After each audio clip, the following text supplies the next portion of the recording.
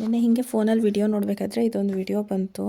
ಆಲೂಗಡ್ಡೆ ಮೊಟ್ಟೆ ಹಾಕಿ ಮಾಡಿರೋದು ಬೋಂಡಾ ಥರ ಎಷ್ಟು ಸಖತ್ತಾಗಿ ಬಂತು ಅಂದರೆ ನೀವೊಂದ್ಸಲ ಟ್ರೈ ಮಾಡಿ ನೋಡಿ.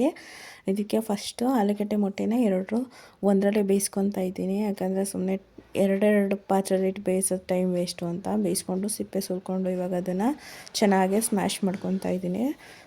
ಫುಲ್ಲು ಎಲ್ಲ ನುಣ್ಣಗಾಗಬೇಕದು ಆ ಥರ ಚೆನ್ನಾಗಿ ಕಲಿಸ್ಕೊಂಡು ಇವಾಗ 3 ಸ್ಪೂನಷ್ಟು ಕಾರ್ನ್ಫ್ಲೋರ್ ಹಾಕ್ಕೊತಾ ಇದ್ದೀನಿ. ಮತ್ತು ಸ್ವಲ್ಪ ಅಚ್ಕಾರದ ಪುಡಿ, ಸ್ವಲ್ಪ ಗರಂ ಮಸಾಲ, ಸ್ವಲ್ಪ ಧನಿಯಾ ಪುಡಿ ಮತ್ತು ಸ್ವಲ್ಪ ಉಪ್ಪು ಹಾಕ್ಕೊಂಡು ಈರುಳ್ಳಿ ಹಾಕ್ಕೊಂಡು ಮತ್ತು ಸ್ವಲ್ಪ ಶುಂಠಿ ಬೆಳ್ಳುಳ್ಳಿ ಪೇಸ್ಟು, ಸ್ವಲ್ಪ ಕೊತ್ತಂಬರಿ ಸೊಪ್ಪು ಹಾಕ್ಕೊಂಡು ಚೆನ್ನಾಗಿ ಕಲಿಸ್ಕೊಳ್ಳಿ ಕೈಯಲ್ಲಿ ಫುಲ್ ಎಲ್ಲ ಅದು ಮಿಕ್ಸ್ ಆಗೋ ಥರ.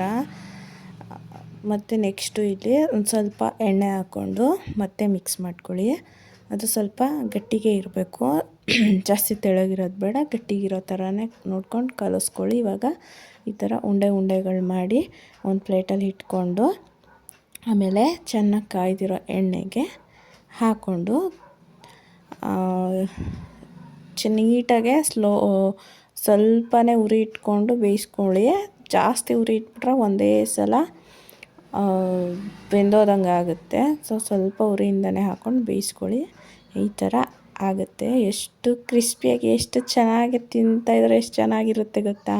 ನೀವೊಂದ್ಸಲ ಟ್ರೈ ಮಾಡಿ ನೋಡಿ. ನನಗಂತೂ ಸಿಕ್ಕಾಪಟ್ಟೆ ಇಷ್ಟ ಆಯಿತು.